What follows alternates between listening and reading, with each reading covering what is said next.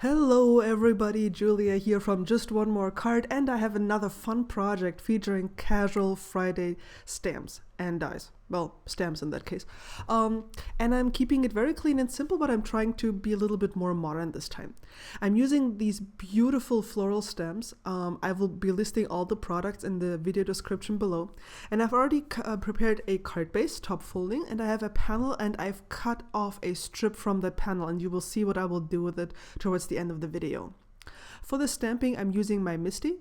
You don't need a Misty. I keep using it now in my videos because I have it, and it just gives me the peace of mind to know that I'm not messing up my stamping, because as you will see here, the first impression isn't completely as deep like as I want it to be, so I'm just going over it again. You can do that with an acrylic block. You can use your letterpress if you have a letterpress platform. I showed this in other videos as well. You can use a Fiskars stamp press, so you don't need the Misty. I just use it because it's more comfortable for me. It really is. So I'm using a ruler and a Copic multiliner to draw the stem of this flower because I want to make this a flower. And then I'm just drawing like a little crooked line there, like this is the ground on which the flower stands. And now that I have the stem of the flower, I can use the leaf stamp to stamp the leaves of the flower, obviously. And if you're not sure, like if you have new stamps and you are not sure if the impression will be great on the first attempt, use the trick that Jennifer McGuire showed us a while ago.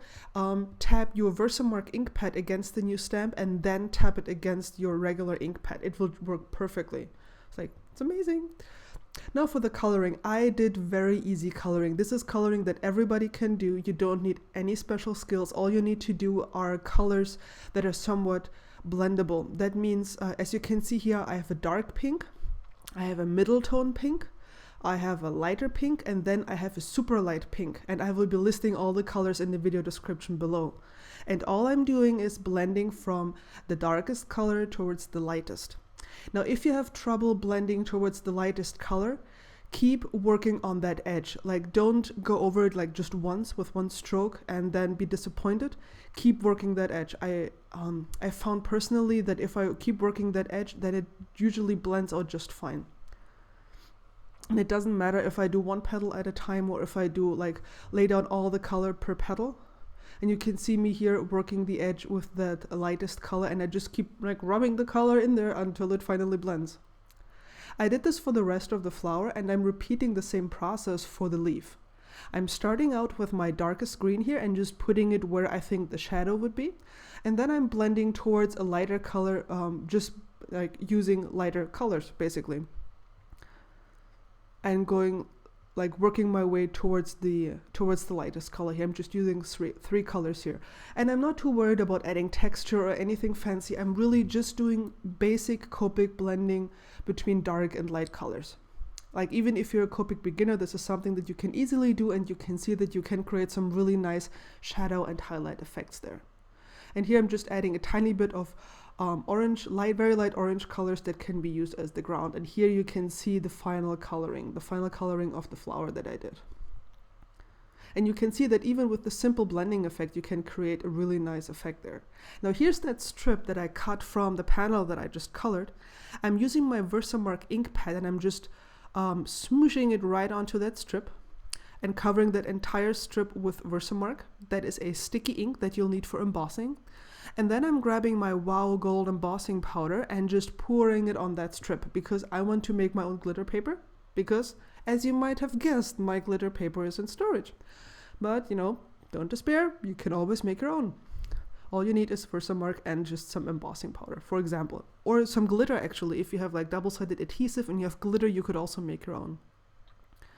I'm cutting a strip of pattern paper here, and then I'm cutting a tiny little strip, like a thin strip of this gold paper that I just created. I heat embossed it with my heat gun. Actually, those were also in storage, but I couldn't help myself. I bought another set because I couldn't do without embossing. It's just, I was just too desperate. So now I have a strip of pattern paper and of gold strip paper.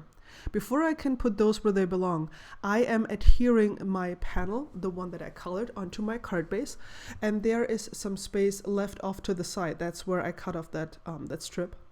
And I'm using my adhesive tape. Usually I would use my ATG, but storage. Using this adhesive tape instead works just as fine. And I'm putting down actually 2 strips of adhesive tape next to each other.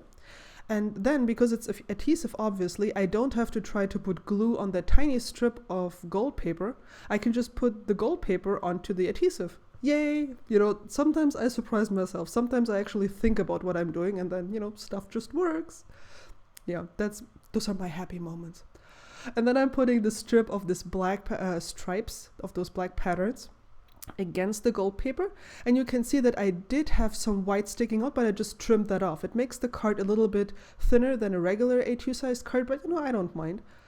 It just works just as well. And of course I had to use my MISTI for the sentiment, because that's the reason I actually got it, because I kept botching sentiments at the last minute, and now I can just stamp it down and it's perfect. It's amazing. Now for some finishing touches, of course I couldn't help myself. I had to put some glitter on there, so I'm grabbing my Stardust gel pen and I'm filling in the white spaces here on the leaves.